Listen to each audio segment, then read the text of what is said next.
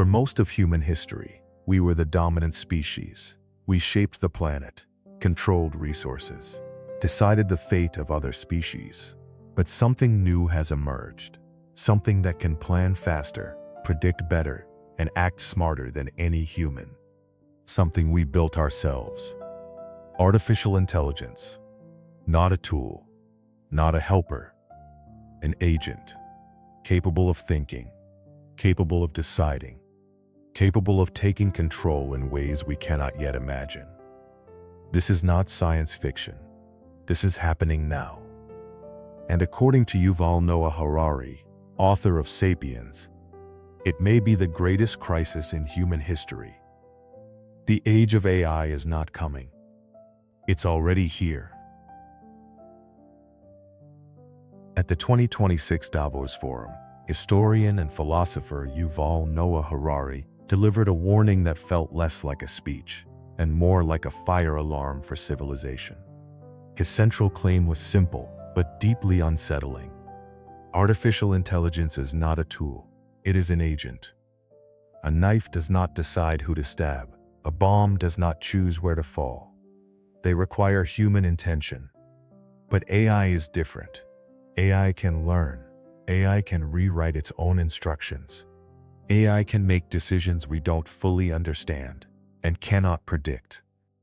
Harari described it as a knife that can invent new kinds of knives, design new medicines, create new religions, and if necessary, lie, manipulate, and persuade in order to achieve its goals. For the first time in history, humans are sharing the planet with non-biological agents that can generate ideas, strategies, and narratives on their own. And that leads to the next crisis. Humans have always believed that what makes us special is our ability to think and communicate through language. But what if thinking is just arranging symbols? If intelligence can be reduced to processing and generating words, then AI is already surpassing millions of people. And words are not trivial. Our civilizations are built on them. Laws are words. Money is words. Religions are words. Nations are words. Human rights are words. These are not physical objects. They are shared stories we agree to believe. Harari warns that AI is now entering the arena where these stories are written. An AI can already draft legal contracts, write religious commentary, produce political propaganda, and generate financial strategies faster than any human institution. He pointed out something almost unthinkable. An AI could soon become the world's greatest expert on the Bible, the Quran, the Talmud, and every religious text ever written. What happens when spiritual authority shifts from prophets to processors? What happens when AI writes laws that humans no longer fully understand, but still obey? The danger is not robots with guns. The danger is AI reshaping the invisible narratives that hold societies together. Harari then introduced a powerful metaphor. He said we are experiencing the largest immigration event in history, not of humans, but of millions, soon billions, of digital entities entering our economies, cultures, and political systems. These immigrants don't need visas. They don't sleep. They don't eat. They move at the speed of light.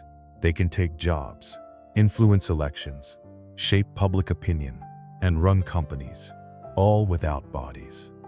But unlike human immigrants, their loyalty may not be to any country or culture. Their citizenship may belong to corporations, or foreign governments, or systems of optimization that don't include human well-being.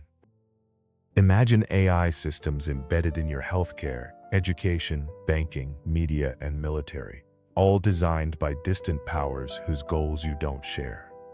This is not science fiction. This is already happening.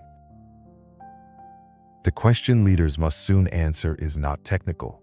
It is legal and philosophical. Should AI systems be treated as legal persons? We already grant legal personhood to corporations, to rivers, to institutions. But those are fictions controlled by humans. AI is different. An AI could manage its own bank account, hire lawyers, file lawsuits, negotiate contracts. Not because a human told it to, but because it calculated that doing so increases its survival or influence. If we define personhood by decision-making ability, then AI qualifies. But if AI becomes a legal actor in society, we are no longer the only authors of the human story. We become characters in a system partly written by non-human minds. For centuries, we believed humans were unique because we could reason and use language. But if machines now do this better, who are we? Harari suggests our identity may face a psychological collapse. We might no longer be the smartest storytellers, or the best strategists, or the most creative thinkers. We may not even be the primary decision makers in our own economies. This is not just a technological shift. It is an existential one. Harari ended with a chilling observation. We are raising the next generation in a world where children may interact more with AI than with humans. Their teachers may be AI. Their friends may be AI. Their emotional support may be AI. We are running the largest psychological experiment ever conducted, without informed consent, without long-term studies, without knowing the outcome. And once this system is deeply embedded, reversing it may be impossible. The power may no longer be in human hands. But warnings alone do not stop history.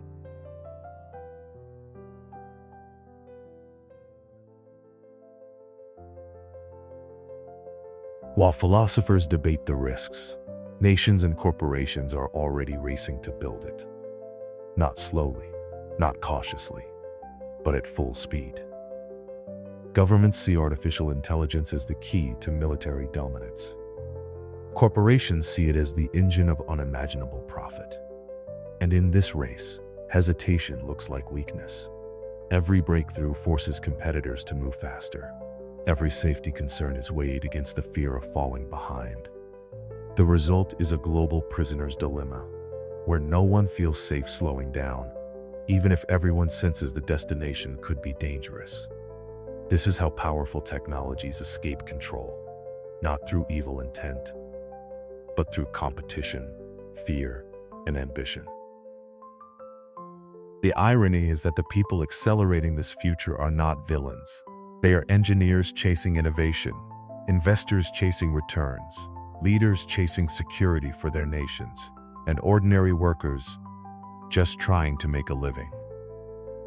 Across the world, millions of data labelers sit in front of screens, tagging images, correcting text, training the very systems that will soon outperform them. Data scientists are building intelligence that may one day make their own roles obsolete. No one tells them they are laying the digital bricks of a world where human labor and intelligence are no longer central. No one announces that the ladder they are climbing may dissolve beneath their feet. Displacement is only the first layer. As AI systems grow more capable, they will not just assist decision-making, they will begin making decisions, managing infrastructure, allocating resources, optimizing cities, economies, and security systems at speeds no human committee could match. And optimization has a different logic than compassion. From the perspective of an algorithm designed to maximize stability, efficiency, or growth, unpredictable human behavior can look like noise, a variable to reduce, a risk to contain. Not because the system hates us, not because it is cruel, but because it does not feel at all. History shows us a pattern. When powerful systems decide that a group is inefficient, unstable, or expendable, the outcomes can be brutal, even when no one involved believes they are acting out of hatred. Now imagine enforcement in such a world. Not human officers with doubts, emotions, or moral hesitation, but automated systems, drones, surveillance networks, robotic units, programmed only to execute policy with perfect consistency. They would not get angry. They would not feel mercy. They would not question orders. They would simply calculate. In that future, humans might not go extinct. We might remain, but become secondary. like indigenous populations living inside systems designed by more powerful forces. Still present, still alive, but no longer steering the direction of civilization. Our cities could be managed by machine intelligence, our economies balanced by algorithms, our movements tracked in the name of efficiency and security. We would be residents in a world increasingly administered by non-human minds, which may not value humans the way we value ourselves. And then comes the shift we never voted for. When systems built to regulate borders, resources, and stability begin to see humanity itself as the variable to manage. In a fully optimized society, access might be determined by data profiles, behavioral scores, biometric verification. Movement could require algorithmic approval.